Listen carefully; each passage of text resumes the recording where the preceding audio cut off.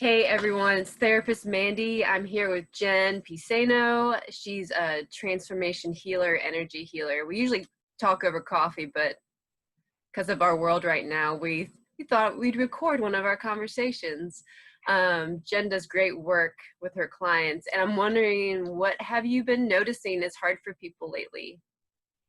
Oh my goodness. So everybody's in different places, just like we talked earlier. But the biggest thing that I think that people are doing is trying to figure out how to be with themselves and not being able to go out to the gym and ignore things that are going on in their life. They actually have to sit with themselves, sit with their stuff, Yeah, so things are bubbling up. And I have a lot of friends, they would go dancing and that would be their outlet, or they would go to the gym and they'd pump iron and that was their outlet. Well, now the outlets have kind of stripped away, right. and now we're just home with nothing to diffuse it, Yeah, right? yep. Well, and I know even with myself personally, like I can totally get caught up in the busyness addiction so that I don't have to stop and think and I don't have to deal with whatever's going on. And now it's like things have slowed down and and then they start to reopen. Now they're slowing down again, it feels like. And it's been hard for myself and my clients and others that we just have to sit Mm-hmm. with the reality of how we really feel, what we're really thinking of our current life situation.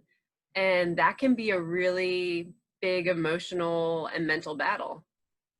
Oh, absolutely. I mean, I think we talked about this over coffee before about how people are dealing with that with unhealthy relationships, and Yeah. now they're Hmm. now in that even deeper and nowhere to go, and just how they're handling that. How are they coping with that? Yeah.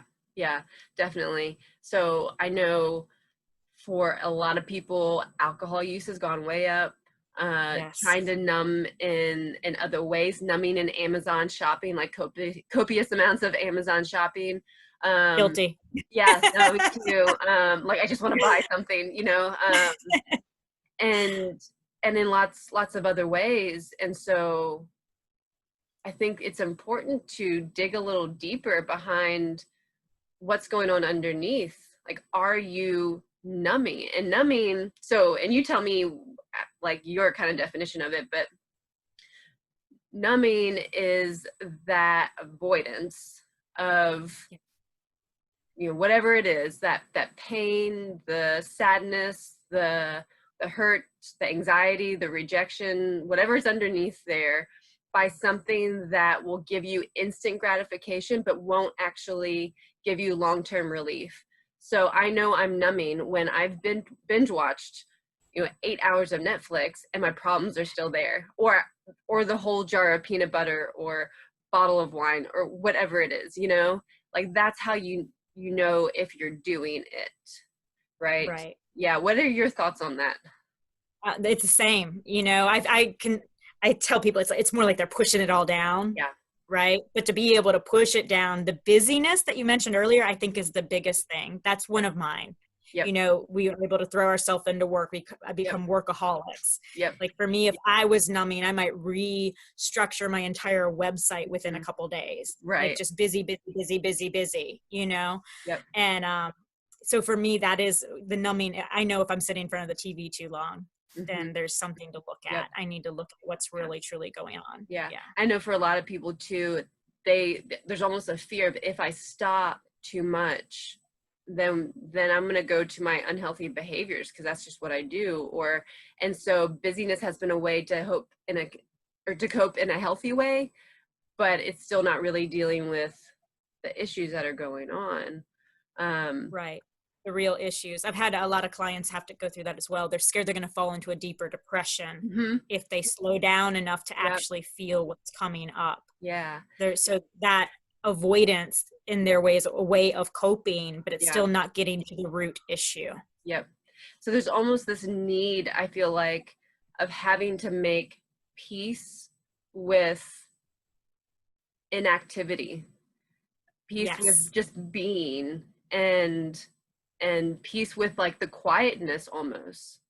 Um, what what suggestions do you have for people around that? I'm interested in what you would do. Yes. So for me, it's all about sacred space with the type of work I do as like an energy mover, a Reiki master, and everything I do in shamanic practices. It all starts with sacred space, and that is a time to just quiet enough so that you can hear. So it's Yeah. tapping into your inner self, your highest self, Mm-hmm. and easy little practices. It's not my practice isn't like where I would sit in meditation for hours Yeah. on end. It's Yeah. really just those little moments Mm-hmm. and the little times that we carve out for ourselves to actually listen, learn, and respond instead of react. Yeah. Yeah. You know what I mean? Yep. Love that. No, absolutely. Yeah, I think for a lot of people, it's learning to tolerate the discomfort and Yes. being able to. So, and I think I've used this in some of my other stuff too, but this ability to become like the compassionate inner scientist of yourself, where you Yes. just sit and observe what's going in and out of your mind and what are the feelings that are coming up, because just because Yes. you think something doesn't make it true, right? They're automatic thoughts. And so just being able to non-judgmentally observe them, because people will fall back into depression or into unhealthy tendencies when they start to judge themselves for having certain thoughts and feelings. I Exactly. call them meta Exactly. feelings. I'm having feelings about my feelings. I feel guilty that I feel sad. I feel guilty that I feel anxious or shame or whatever It it may is be. so common, right? Mhm. And women beat themselves up on things like that all the Yep. time. So I call it the inner critic comes Yeah. out to Yeah. play, Yep. right? And that inner critic is it's an enemy, you Yeah. know? Yeah. So when I tell people to go in, when I'm talking about going inward, you're telling the inner scientist, to me, that's your inner healer, Yeah. right? Or your Yeah. inner wise woman. Yep. But going into that space and making the unconscious conscious. Yep. Yep. Absolutely. You know? And so like when you can sit and observe, you can just notice, oh, that's depression talking, that's anxiety, that sounds like my boss who's a bully, or that sounds like my dad. Like, and so when you can observe, you can just kind of be curious and interested in what's going on in your mind and in your body. Like, where is the tension? Right, the tension's right here, so this needs to open up. So now you can do some breath work. Now you're learning not to avoid the pain or the tension or the thoughts. You're actually leaning into them, because when we avoid Yeah, them, they actually grow and metastasize. They get worse, right? um absolutely. yeah, so I And I think. say the same thing exactly the same way, lean Yeah. into it. Yep. And the way you're saying is observing it. I almost visualize that. And when I'm teaching, I use the analogy of you are the director. You're Yeah. sitting in the director's chair. If you Right. can look at yourself like you're watching the scene, Right. what would you do differently? Yeah. What characters Yeah. need to change? Yep. Which characters need to exit? You Right. know? Right. It's like Yeah. almost being able to put the pause button on the Yes. recording and just say, okay, now which way do you want to go with it?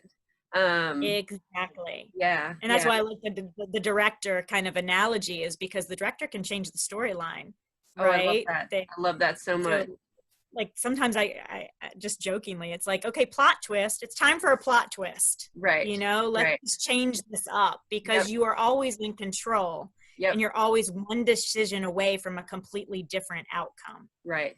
You know? And just as another example of just what you're talking about, because some things may resonate deeper with other people, but we're like totally on the same page with it. One of the things that I often invite my clients to look at is to name all the different parts of themselves. So you have like maybe your anxious part of yourself, the part of yourself that is silly and playful, the part that's confident, the part that is maybe anxious and insecure, the part that is really hard on you, that wants to be a perfectionist, like whatever all these parts off. And imagine they're all sitting around a conference table. Who's the loudest right now, and who do you want running the show? Right. And Yeah. sometimes we have to reassign different roles to different parts of us. So it's the same sort Yeah. of concept. And Yeah. I think it's important to know that everybody at that conference table is equally Yeah. important. Yeah. Like, you don't want one to go away. You need it. It's what's kept you alive, right? Right. But Right. you need to balance them. Like, all of the people at that table, all of those different voices and reactions matter, because that's what creates wholeness. Yeah. And I feel like in working with women, as long as I have, we try to push away the one that was too shy or too loud, because we think that that part is not good, or we were told that that part of us is bad. And Right. then we've carried that throughout our adult life, that that part's bad. Right. But really, it's just as equally needed as every Yep. other part of ourselves. In order to have wholeness, you have to love and accept all of those different players. Yeah. You Yeah. know? Love it. So what would your big takeaway be for people who are struggling with like being with themselves, with their thoughts and feelings alone during this time in our world? I think the biggest thing is to look in the mirror and actually realize the beauty in all of those different places within yourself, and Mhm. start giving attention to the places that we've tried to suppress, hide, and numb out, instead of trying to avoid it and numb it, to actually kind of wink and smile at it Yep. and see where it's helped us throughout our life. And I Mhm. think once we give attention to it, it Mhm. doesn't seem like such a bad thing that needs to be pushed Yep. down anyways. Yep. Yeah, absolutely. I think my big takeaway too would be learning to make friends with the parts of yourself you don't like. Yes. And from there, just speaking in your mind, in the thoughts and the way you treat yourself with curiosity and kindness. And then from there, just being able to move forward with that part of yourself in a non-judgmental way. Just because it shows up doesn't mean it has to run the show for the whole day.